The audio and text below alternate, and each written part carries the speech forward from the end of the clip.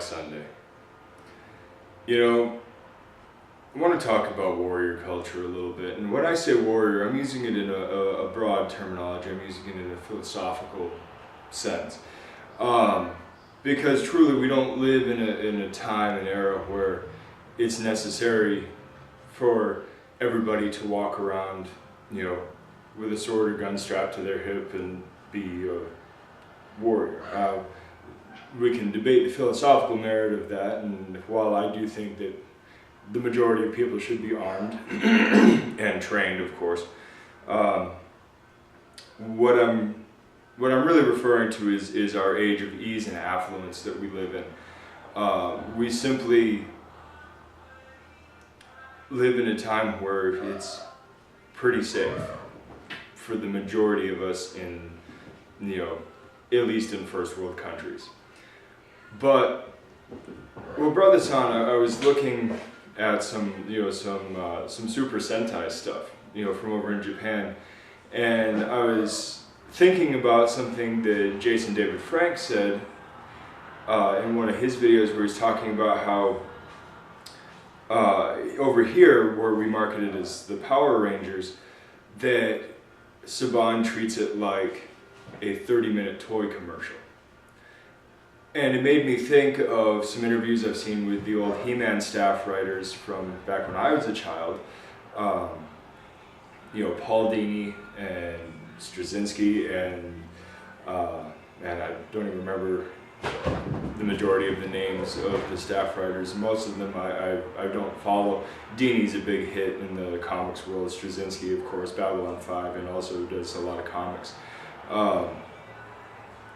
You know, these guys are known for writing deep stories. They're known for exploring complex conflict and morality and ethics and psychology and all that.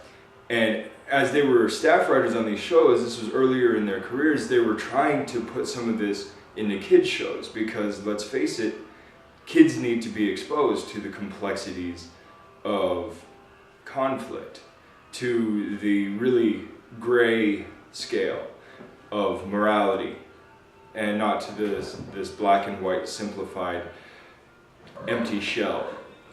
And it's a little bit aggravating hearing these guys talking and saying, yeah, you know, we do this, but then, you know, the company says, no, take that out, and then here's the new toy for the week, so write this in the show.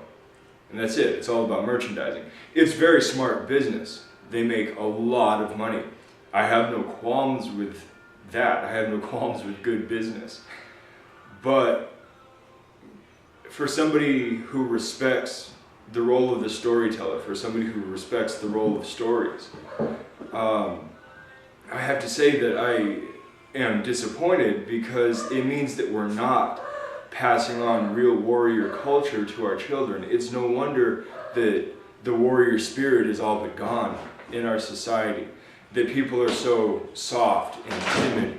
We don't teach people about the grayscale. We teach people that there's right and wrong, and then we teach people that there are authority figures who are capable of you know, dealing with the black and white issues, and that's it. Blah, blah, blah. Well, that's not good enough. It really isn't good enough. You know, one of the DC cartoons, I think it was one of not the Teen Titans, but, you know, one of the teen superhero cartoons, had a predominantly female viewership. It was appealing to females, but statistically females buy fewer toys, and because toy sales were down, they canceled the show. They effectively ostracized an entire segment of fans because they weren't buying toys. Now, short term, you know, maybe I understand, you know, short term, they were making an effective business decision. It wasn't making them the profit they were looking for. But long term, maybe it's time we expand the toy market to appeal to girls. Maybe it's time we expand the stories to appeal to both sides of the aisle. Maybe it's time we start writing more universal tales. My cats are chasing each other this morning. It's crazy. But maybe it's time we start instilling warrior culture across the board, regardless of sex, regardless of psychology, regardless of politics and all that. Maybe it's time we teach people about the grayscale of conflict.